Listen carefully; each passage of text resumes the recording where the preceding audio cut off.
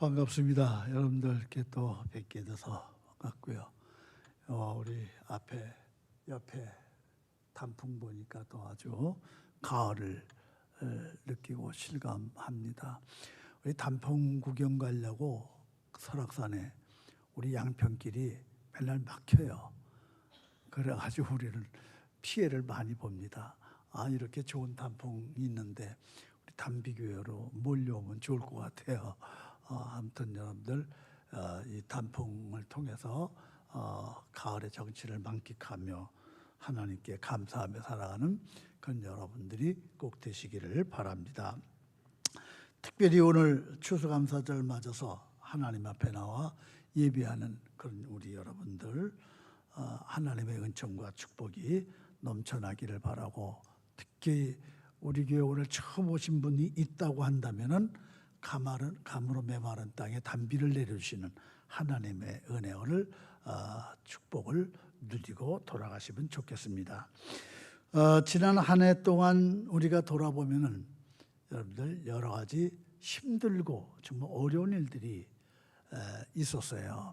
가정들마다 다 그렇고요. 말은 안 해도 그때마다 때를 따라 돕는 하나님의 은혜, 그때 필요할 때, 적절한 때, 있어야 할 때, 그때 때를 따라 돕는 은혜로 하나님이 우리와 함께 하시지 않았는가. 한 해 동안 겪었던 여러 가지 어려운 일들도 다 하나님이 하시는 일 보면 합력해서 선을 이루시는 바로 그런 결과로 우리에게 축복하셨고 하시고 하실 줄 또 믿습니다. 이 하나님의 은혜를 누리며 살길 바랍니다. 우리 사람들이 나이가 들고 세월이 가면은요, 기억 상실증에 걸리기가 참 쉬워요. 좀 전까지 알던 이름도 기억이 안 날 때가 있거든요. 전화를 걸려고 핸드폰을 꺼내는데 이름이 기억나야 번호를 찾지. 이름이 안 나오는 거예요. 이름이 안 나와. 그래서 김씨 오면 김씨만 다 들춰보고 이렇게 되잖아요. 참 그럴 때가 참 많이 있습니다. 친구의 이름도 생각 안 나고요. 정상적인 사람도 45세가 되면은 그때부터 이제 기억력이 상실이 된다고 그래요. 사람들 누구나 다 그렇다고 합니다. 그러나 다 우리가 다 잊어버리고 뭐 한다 하더라도 절대 잊어서는 안 되는 한 가지가 있어요. 그게 뭐냐면 하나님과 나와의 관계. 하나님과 나와의 관계. 이거 잊어버리면 안 되는 겁니다. 하나님과 나의 관계는. 하나님은 뭐예요? 나의 하나님, 나의 구원자. 그렇잖아요. 하나님이 나를 버리지 아니하시고 오늘까지 이렇게 붙들어 주시고 지켜주시는 하나님, 나의 구원자. 그 영원히 우리 절대로 이 하나님을 잊어서는 안 되는 겁니다. 특별히 우리가 하나님께 받은 은혜에 대해서 망각하면 안 되는 거예요. 하나님께 받은 은혜.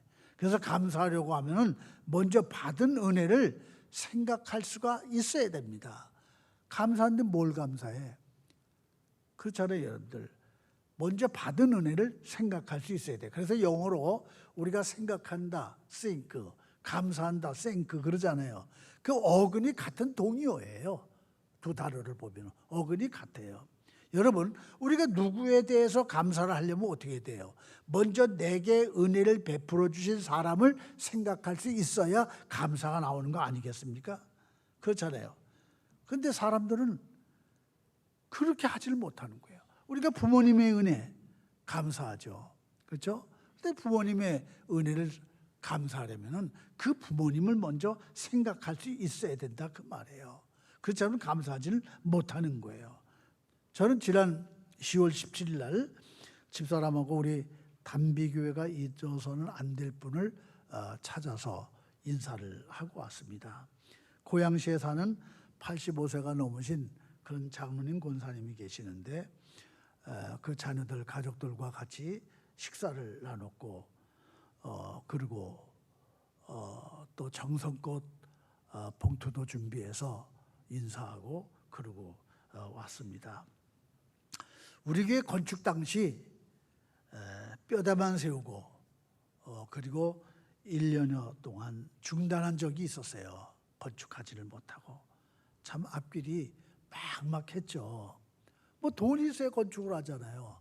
건축하던 사람은 다 사라졌고 어디로 부도내고 갚버렸고, 많지 않은 교인들은 또 힘들고 어렵다고 다 떠나기도 하고, 뭐 저에게는 사면초가예요. 여기서 내가 주저앉아야 되나, 목회를 포기해야 되나, 뭐 별 걱정을 다 했었습니다.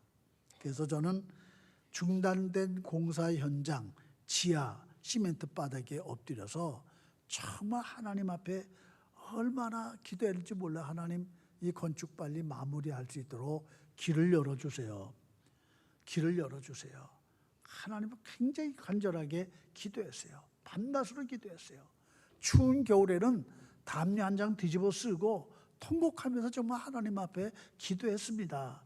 그때 함께 기도했던 분들이 여기도 앉아 계세요. 지금도 앉아 계시는데, 그런데 어느 날 하나님이 제게 응답을 주시는 거예요. 응답을 주셨어요. 아무개 장로를 찾아가라, 이런 응답을 주셨어요. 그래서 저는 하나님 앞에 그 응답의 소리를 듣고 반박을 했습니다. 하나님, 그분은 돈도 없는 분이에요. 돈도 없는 분을 찾아가라고 그러세요. 돈이 없어요. 그분은 제게 무슨 도움이 되겠습니까?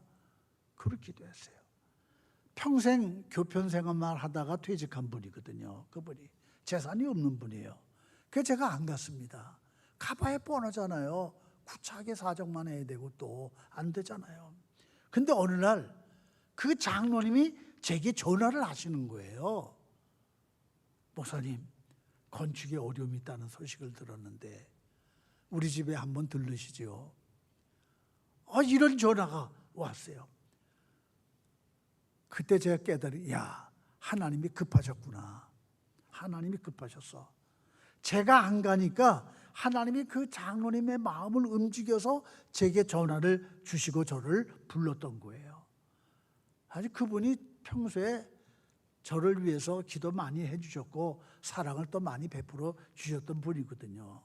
그 저의 진로와 앞날을 위해서도 그 장로님 네 분이 기도를 옛날부터 많이 해주셨고, 그래서 얼른 찾아갔죠.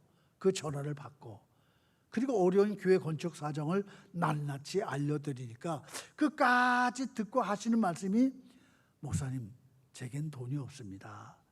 근데 3억 원을 빌려드릴 테니 3억 원을 빌렸더니 이걸로 한번 건축을 다시 한번 시작을 해보세요. 얼마나 감사한 일입니까? 여러분들 5년 전, 25년 전이죠. 25, 6년 전. 그때 3억이면은 굉장히 큰 돈이잖아요. 이 현대 아파트, 여기들 아파트 몇 천만 원 할 때예요. 그때는요. 그리 큰 돈을 저를 뭘 믿고 그 돈을 주시겠다고 하는 건지, 우리는 담보할 만한 것도 없고 교회가 아무것도 없고 그런 상태인데, 그래서 제가 약속을 드렸어요. 장로님, 제가 건축이 완공되면 제일 먼저 장로님 돈을 갚도록 할게요. 제가 이 설교를 준비하면서 그 당시 일지를 점검해 봤어요. 그랬더니 2003년 7월 25일 날 갚아드렸더라고요. 근데 그게 중요한 게 아니에요. 제가 용기를 얻었어요. 이렇게 어려운 분이, 돈도 없는 분도 이렇게까지 우리 담비교회를 생각해서 주시는데 하고 그 용기를 가지고 다른 분들을 찾아다니기를 시작했어요. 그게 마중물이 됐어요. 제가 지인들을 찾아다니면서 그 장로님을 간증했어요. 이렇게 어려운 분인데 이분이 이렇게 도와주셨다. 우리 담비교회 좀 기도해 주세요. 그랬더니 이분들이 너도 나도 하면서 도와주셔서 이 아름다운 곳에 담비교회 예배당을 건축할 수 있었어요. 얼마나 감사한 일입니까? 그분들이 이제 연세가 드셔가지고 휠체어를 타고 다니시는 거예요. 연세가 들어서. 그래서 감사의 달을 앞두고, 우리 추수감사절 제가 설교를 해야 되는데 감사의 달을 앞두고 지난 17일 우리 집사람과 함께 그 장로님을, 권사님을 찾아뵙고 식사하면서 옛날 이야기하면서 감사하면서 인사를 하고 왔습니다. 그리고선 97세가 되신 우리 이화규 권사님, 지금 요양원에 계시거든요. 요양원을 찾아뵀어요. 우리 이화규 권사님이 손주들도 알아보지를 못해요. 잘. 그런 상태입니다. 손주들도 못 알아봐요. 그 권사님 뵈면서 제가 너무 울컥했어요. 눈물이 나더라고요. 단비교회 개척할 때부터 저를 따라오셔서 교회를 위해서 얼마나 많이 수고하셨는지 몰라요. 저를 보시고 하시는 말씀이 우리 손주들도 못 알아보는데 보고 싶었어요. 반가워요. 이 소리를 하시더라고. 보고 싶었다고. 그래서 이혜은 권사가 옆에 있다가 누구신데요? 물으니까 엄지척을 해요. 엄지척을 하면서 단비교회 목사님! 큰 소리로 이렇게 얘기해요. 손주들도 못 알아보는데 저를 보고 엄지척, 단비교회 목사님! 참 그 소리 듣고 제가 눈물이 많이 났어요. 단비교회를 위해서 애쓰신 것을 저는 잊지 못하지만은 그 권사님은 또 저를 단비교회 목사로 잊지 못하고 있는 거예요. 여러분, 우리가 무엇에 대하여 누구에 대하여 감사를 하려면은 먼저 그 베풀어 주신 은혜를 생각할 수 있어야 돼요. 그럼 감사가 나오는 거예요. 얼마든지 감사가 돼요. 근데 우리가 바쁘게 일상생활에 쫓겨다니다 보면은 그 고마운 분들을 자꾸 잊어요. 마음에 떠날 때가 있어요. 우리가 조용한 시간에 하나님 앞에 엎드려 기도하면서 하나님의 은혜와 사랑은 물론이고 나를 위해서 도와주신 분들, 나를 위해 기도해 주신 분들, 이런 분들을 생각할 수 있어야 합니다. 그래야 감사가 나오죠. 여러분, 부모님의 은혜를 생각해야 그 부모님께 감사하는 마음이 생기는 거잖아요. 스승의 은혜를, 가르침을 생각하면은 감사하는 마음이 생기는 거예요. 이 한 해 동안에 베풀으신 주님의 은혜를 생각하면 감사하지 않을 수 없어요. 사실은 우리는 돌아보면은. 근데 감사 생활에서 중요한 것은 뭐냐? 생각하되 잃어버린 것을 생각하지 말고 아직 내게 있는 것, 아직 내가 가지고 아직 내 곁에 있고 한 그런 것들을 생각할 수 있어야 돼. 여러분, 지난 25년도 벌써 한 해가 벌써 다 지났잖아요.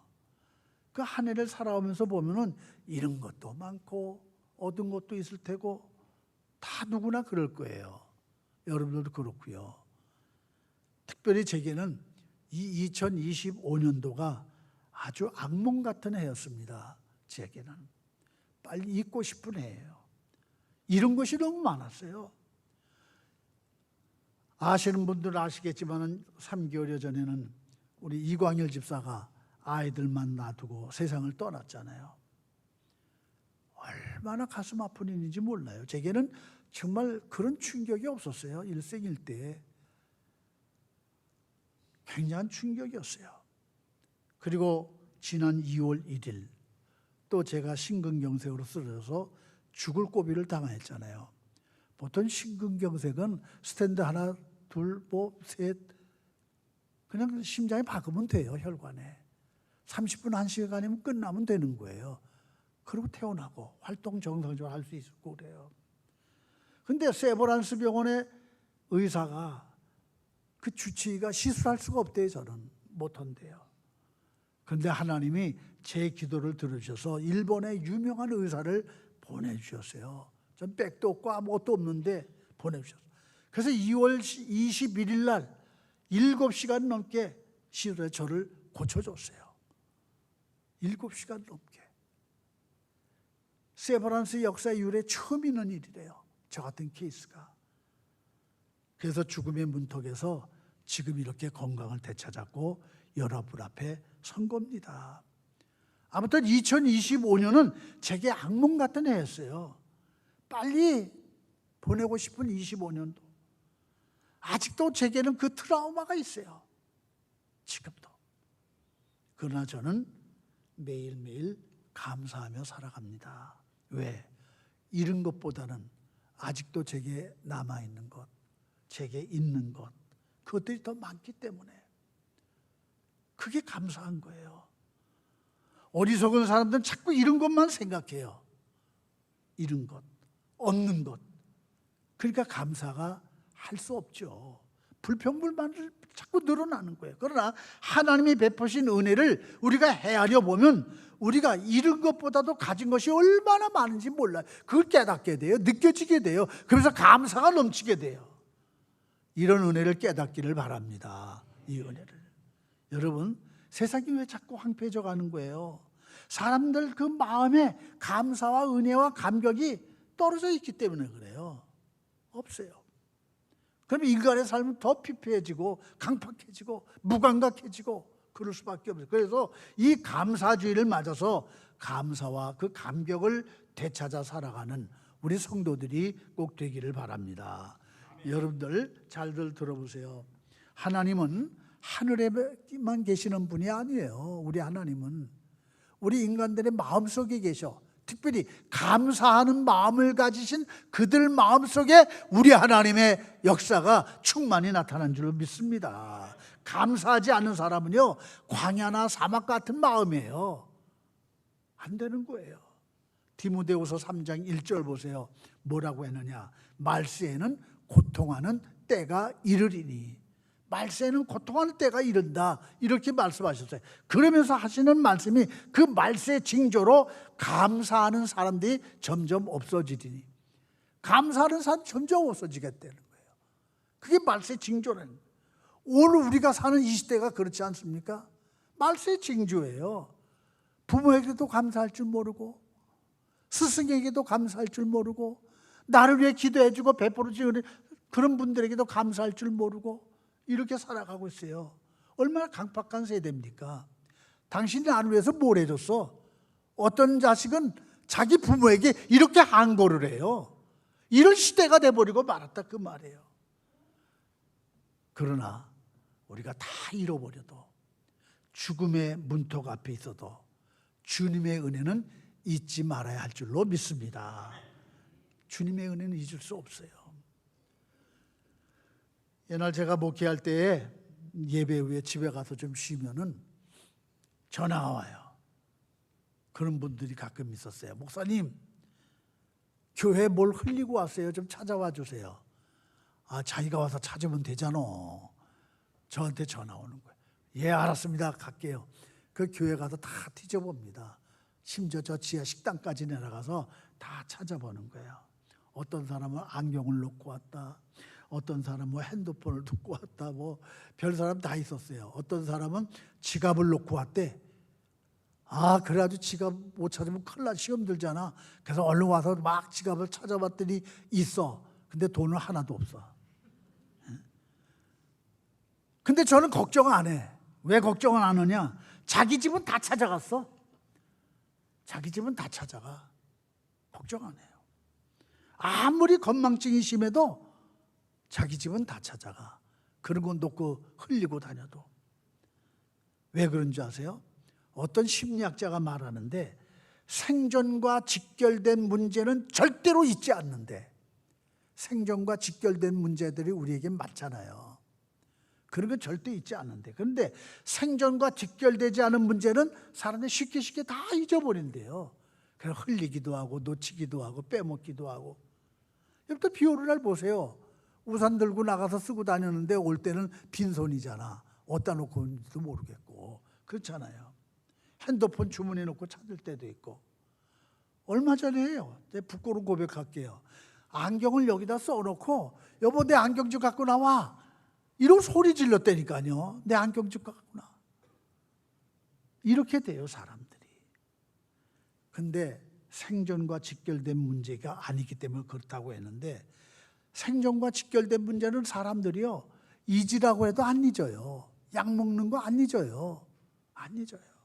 그런데 우리 영혼과 직결된 문제는 왜들 그렇게 쉽게들 잊어버리고 있는지 모르겠어요. 우리 구원과 연결된 문제를 왜 소홀히 합니까? 예배하는 일이 우리 영혼의 생존과 직결된 문제가 아니라고 생각하기 때문에 예배를 소홀히 하고 예배에 빠지기도 하고 쉽게 생각하는 거예요. 여러분들 잘 들으세요. 감사하는 삶은요, 우리 영혼의 생존과 직결된 문제입니다. 이거는요, 쉽게 생각하지 마세요. 우리 영혼의 생존과 직결된 문제예요. 오늘 시편 136편을 보세요. 1절부터 26절이 있거든요. 절절히 보면은 감사가 들어가지 않은 절이 없어요. 감사하라, 감사하라, 감사하라. 쫙. 근데 그 감사의 조건들을 보면은 전부 다 우리 영혼의 구원에 또 영생에 모두 다 직결된 그런 문제들, 그런 걸 열거하고 있어요. 26절이 전부 다.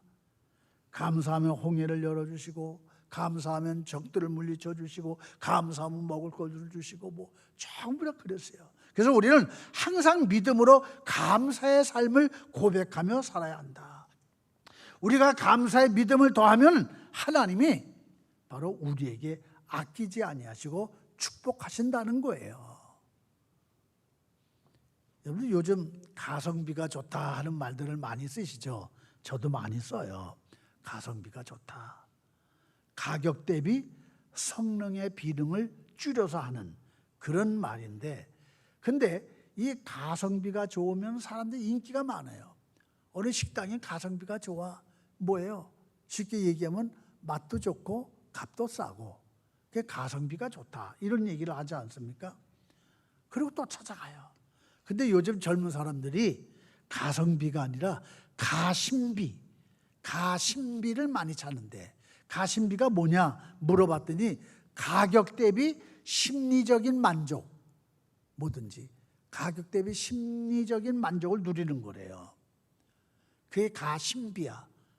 그래서 저는 그 얘기를 어느 젊은 친구한테 들으면서, 아, 그래, 우린 가성비도 좋고 그 다음에 가심비도 좋지만은 우리 믿는 사람들은, 하나님의 믿음의 사람들은 믿음 신자를 써서 가심비가 좋아야 되겠다. 가심비. 그렇잖아요, 여러분들. 가심비. 여러분들 1 플러스 1은 2예요. 우리 어린 아이들도 다 알잖아요. 근데 가심비는요, 신앙을 더하는 거예요. 1 플러스 1은 반드시 2만 아니에요. 때로는 3이 되고 10이 되고 100이 되고 1000이 되는 거예요. 이걸 우리가 알아야 돼요. 우리 믿는 사람들이 경험만 하는 거예요. 믿지 않는 사람들은 학식이 많아도 이거 경험하지를 못합니다. 가심비는 안 되는 거예요.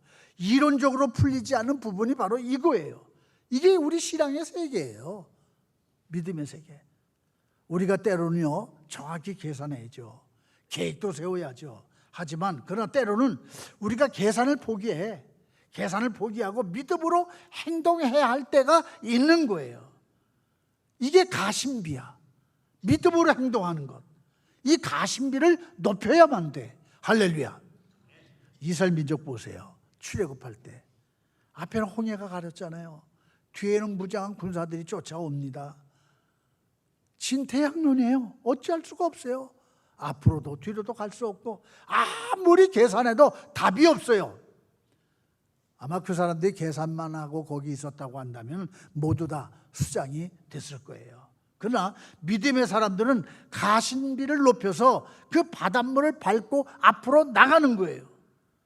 하나님은 믿음으로 바닷물을 밟을 때 비로소 갈라지게 하시는 분이에요. 우리 하나님은 우리에게 이러한 믿음이 필요한 줄로 믿습니다. 이론적인 신앙을 가진 사람들은 절대로 이런 이치를 모르는 거예요. 알 수가 없어요. 행동할 수 없어요. 신앙생활을 오래오래 해도 가슴이 냉랭할 뿐이에요. 그런 사람들은 안 되는 거예요. 이런 분들의 약점이 뭐예요? 가심비가 없다. 그래서 실천하지를 못한다. 그러니까 매사에 감사도 없고 불평불만이 가득하고 항상. 여러분 잘 들으세요. 신앙은요, 인간적으로 수학적으로 계산해서 답을 얻는 것이 아니다. 그렇잖아요. 오병이 사건이 우리에게 보여주잖아요. 오병이 사건도 보세요. 보리떡 5개, 물고기 2마리. 그거 생각해 보세요. 이걸로 어떻게 5,000명을 먹여요? 이거 계산적으로 되는 게 아니잖아요. 답이 나온 게 아니에요. 1 플러스 1은 2다라는 이 수학적 계산이지만은 믿음의 산출은요, 1 플러스 1이 2만 되는 게 아니라 100이 되고 1000이 되고 10,000이 되고 할렐루야. 이렇게 되는 거예요. 이 가심비를 우리가 더해야 돼요. 하나님은 이런 은혜로 지금까지 우리를 지켜주시고 인도하신 줄로 믿습니다.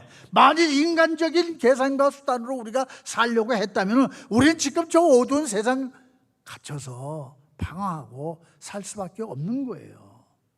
근데 하나님은 믿음으로 사는 우리에게 이렇게 1+1은 2이 아니라는 것을 우리에게 가르쳐 주셨어요.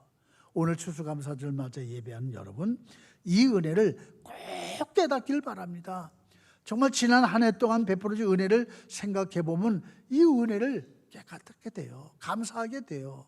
인간적으로 1+1은 2이었는데 기도하면서 가심비를 더했더니 때로 3이 되고 4이 되고 100이 되고 1000이 되고. 그리고 여러분들 우리가 어찌 감사하지 않을 수 있어요. 오늘 보면 2절 3절을 보면은 신들 중에 뛰어난 하나님께 감사하라. 그래서 2절 3절을 우리 다 같이 한 목소리로 또 보시겠습니다. 2절 3절입니다. 시작.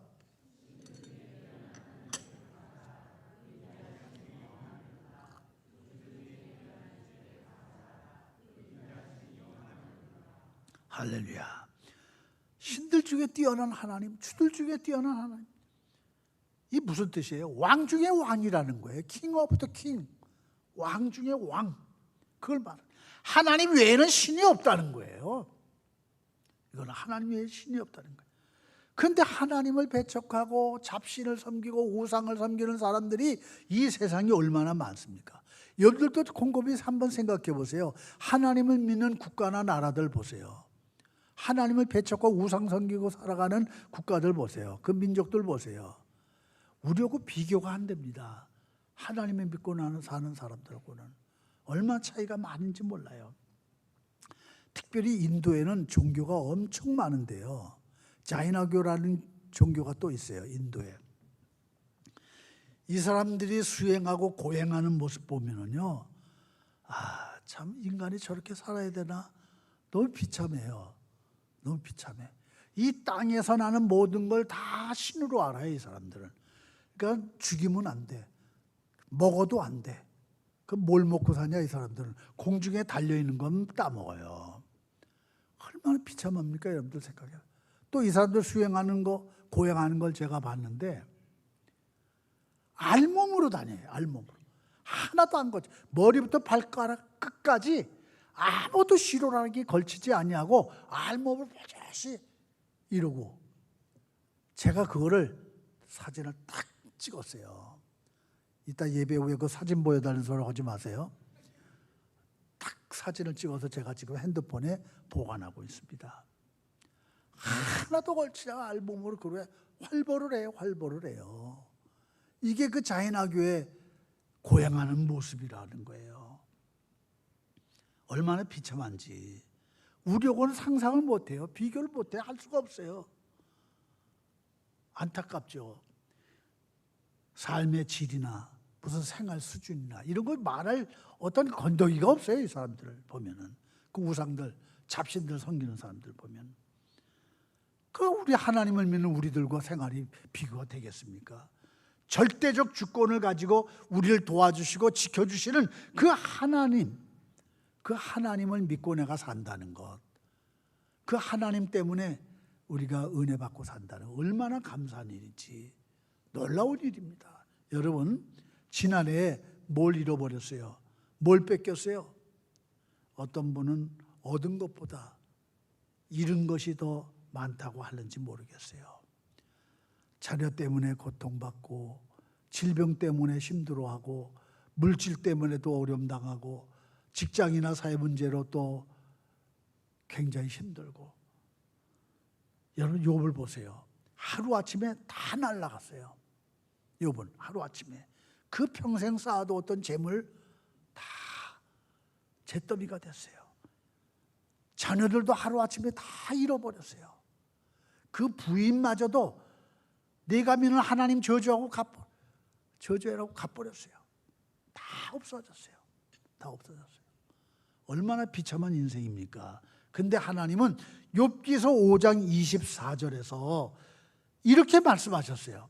욥기서 5장 24절에서 내 우리를 살펴봐도 잃은 것이 없을 것이며 내 우리를 살펴봐도 이런 것이 없을 것이며, 다 이러는데 내 우리를 봐라, 이런 것이 없다. 왜 그렇게 말씀하셨는지 알아요?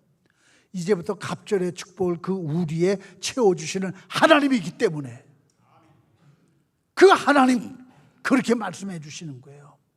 오늘 추수감사 예배 드린 여러분들, 우리 성도들이 정말로 이 하나님의 은혜를 꼭 깨닫기 바랍니다. 내 우리를 살펴도 이런 것이 없을 것이며, 내 집안을 살펴봐도, 내 주변을 살펴봐도 이런 것이 없을 것이며, 이 은혜를 생각하면서 우리가 믿는 하나님은 신 중의 신, 왕 중의 왕 하나님이다. 이 뛰어나신 하나님의 절대적 주권을 누리면서 언제나 감사가 넘치는 행복한 삶을 살아가는 여러분들이 다 되시기를 바랍니다. 하나님 아버지, 감사합니다. 감사합니다. 이 거룩한 주의 날 저희들 불러주셔서 하나님 앞에 나와 또 예배하며 하나님께 영광 돌리게 하심을 감사합니다. 이 감사절을 맞은 우리 성도들, 하나님을 생각하면서 언제나 감사가 넘치는 그런 복된 삶이 되어지도록 역사하시고 도와주시옵소서. 예수님의 이름으로 기도하옵나이다. 아멘.